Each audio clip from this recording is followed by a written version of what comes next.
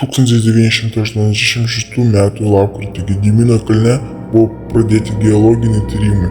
Darbai buvo nutraukti po pirmosios nakties. Ryte ant kalno aptikti nepaaiškinamos kilmės pėdsakai. Kiekvieno jų ilgis siekė beveik 1 metrą. Aplink nebuvo jokių kitų žymių. Ta pačią naktį bokšto viršuje užsidegė šviesa. Tuo metu pastatas buvo užrakintas.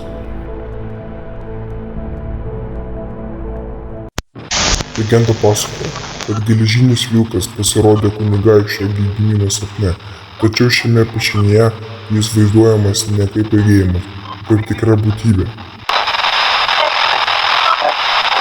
Objektas buvo pastebėtas 3 kartus, kiekvieną sykį jis išnykdavo prieš stebėjimas jį artėjant.